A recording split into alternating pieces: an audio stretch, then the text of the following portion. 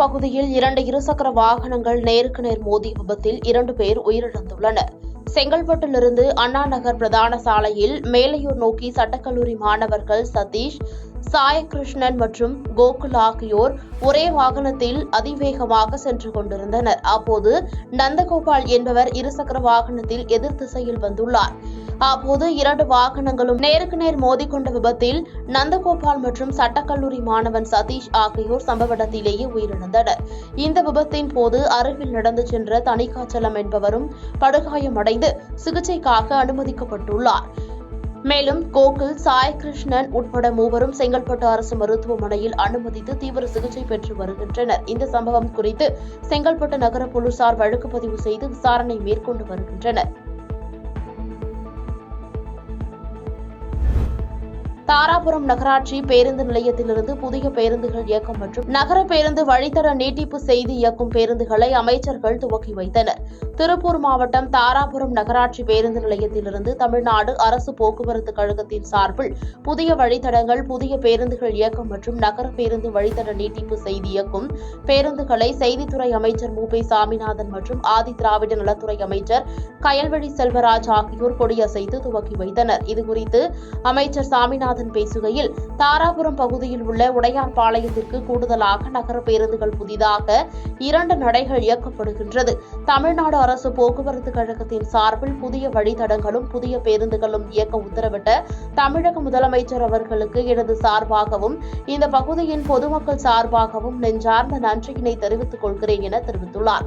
நிகழ்ச்சியில் தாராபுரம் வருவாய் கோட்டாட்சியர், உள்ளாட்சி அமைப்பு பிரதிநிதிகள், தொடர்புடைய அரசு அலுவலர்கள் பலர் கலந்து கொண்டனர். இந்த போக்குவரத்து புதிய வழித்தடம் செயல்படுவதற்கு உத்தரவிட்ட மாண்புமிகு தமிழ்நாடு முதலமைச்சர் அவர்களுக்கும், அதேபோல மாண்புமிகு போக்குவரத்துறை அமைச்சர் அவர்களுக்கும் என்னுடைய சார்பிலும், அதேபோல தாராபுரம் தொகுதியின் சட்டமன்ற தமிழ்நாடு அரசினுடைய மாண்புமிகு ஆதிராவிடத்துறை அமைச்சர் சகோதரியார் கயல்விழி செல்வராஜ் சார்பாகவும் இந்த வட்டார பொதுமக்கள் சார்பாகவும் நெஞ்சம் நிறைந்த நன்றியை தெரிவிக்கிறேன். இந்தியாவிற்கான புதிய விடியலை முதலமைச்சர் மு. ஸ்டாலின் தருவார் என தமிழக சட்டத்துறை அமைச்சர் ரகுபதி தெரிவித்துள்ளார்.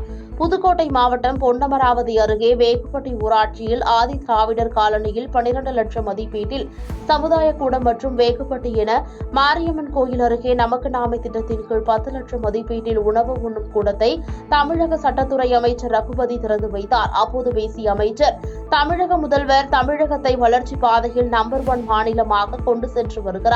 தமிழகம் அமைதி பூங்காவாக திகழ்கிறது. இந்தியாவிற்கும் புதிய விடியலை தருவார் என தெரிவித்துள்ளார். எனவே அமைதி பூங்கா என்று எடுத்துக்கொண்டால் அது தமிழகம் என்று சொல்லக்கூடிய அளவுக்கு இன்றைக்கு தொழில் முனைவோர்கள் எல்லாம் இதுதான் நமக்கு தகுந்த இடம் என்று தமிழகத்தை நோக்கி வந்து கொண்டிருக்கிறார்கள். அந்த அளவுக்கு ஒரு அமைதியான மாநிலமாக, அண்ணன் தம்பிகளாக அனைவரையும் அரவணைத்து செல்லுகிற அரசாக திராவிட மாடல் அரசை நடத்தி கொண்டிருப்பவர் தான் நம்முடைய மாண்புமிகு தமிழ்நாடு முதலமைச்சர் அவர்கள் என்பதை உங்களுக்கு இந்த நேரத்தில் எடுத்துச் சொல்ல கடமைப்பட்டிருக்கின்றோம். எனவே உங்களை பொறுத்தவரைக்கும், எங்களை பொறுத்தவரைக்கும் நிச்சயமாக தெரியும், மத்தியில் இருக்கக்கூடிய ஒரு மாற்றம் வருகின்ற நேரத்தில் நிச்சயம் இன்னும் நிறைய தமிழ்நாட்டுக்கு கொண்டு வர முடியும். அந்த மாற்றத்தை உண்டாக்க தமிழகத்தில் இருக்கக்கூடிய நம்மால் தான் முடியும். நம்முடைய முயற்சி. நடிகை குஷ்பு பேசியது தவறான கருத்து என அமைச்சர் முத்துசாமி தெரிவித்துள்ளார். ஈரோடு மாவட்ட ஆட்சியர் அலுவலக வளாகத்தில் தமிழக அரசின் சாதனை விளக்க புகைப்பட கண்காட்சி நடைபெற்றது. மாவட்ட ஆட்சியர் ராஜகோபால் சுங்கரா தலைமையில் நடைபெற்ற இப்புகைப்பட கண்காட்சியில் அமைச்சர் முத்துசாமி கலந்து கொண்டு சாதனை விளக்க புகைப்பட கண்காட்சியை பார்வையிட்டு ஆய்வு செய்தார். தொடர்ந்து செய்தியாளர்களை சந்தித்து பேசிய அமைச்சர், சட்டவிரோத மது விற்பனைகள் நடைபெற்றுவிடக் கூடாது என்பதற்காக டாஸ்மாக் மது கடைகள் மூடப்பட்ட இடங்களில் மீண்டும் திறக்கப்படுகிறது.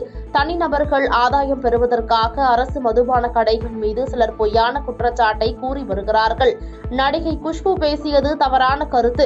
அவரது கருத்தை அவர் வாபஸ் பெற்றுவிட்டால் பிரச்சினை முடிவுக்கு வரும் என தெரிவித்துள்ளார்.